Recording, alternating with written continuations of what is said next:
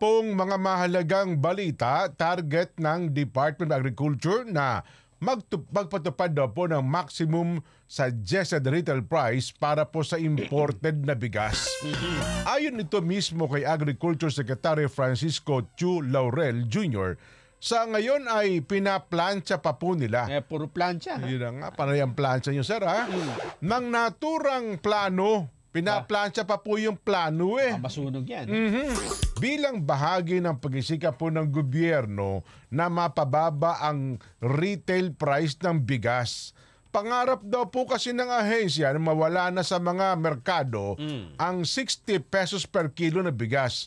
Dahil patunay lamang ito ng pag-iral ng profiteering. Alam naman pala nila, no, ha? Sa ilalim daw po kasi ng maximum suggested retail price, tutukuyin kung magkano lang ang dapat na pinakasagad na presyo ng bentahan ng imported na bigas sa merkado. Kaugnay po nito'y kinumpirma ng kalihim na nakatakda silang makipagpulong sa DTI, BPI at ng BIR. Plano rin po ng ahensya na mailabas ang guidelines para sa pagpatupad ng maximum suggested retail price ngayong buwan. Yun lang, simple lang, Nelson. 700 container nasa pantalan, hindi ho mailabas eh. Wag na tayong lumayo pa, yun lang, di ba? Bakit hindi nilalabas ng mga importer yan? Ba't nakatambak doon? Yun nga. Di ba? Anong dahil, di ba? Yan eh, legal na panloloko eh, no? Yun nga. Kasi ayaw nilang ilabas, di ba, magmultas daw sila dyan, araw-araw. Hintayin mo yung presyo. Hintayin lang nilang, ay, nako. Sabihin lang nung nag-import, hindi ho namin mailabas, pila. Samantalang binigyan ka ng import permit dun sa existing condition, di ba? Na presyo.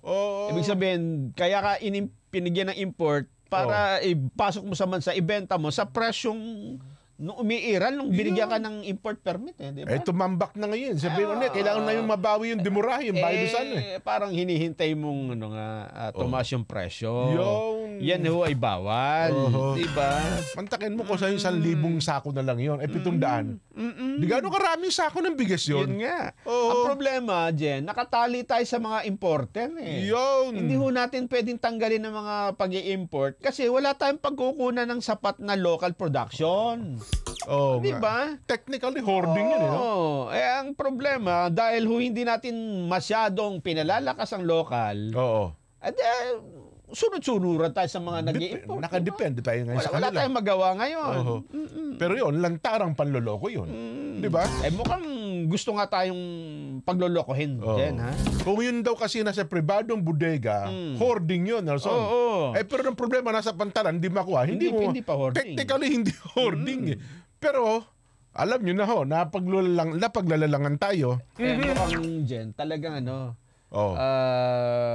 pumapayag sila na paglalangan tayo, baka magkakasabwat ito eh. Ako naniniwala. Diba, no? Kakuntsaba yan, Nelson. Ay, nako.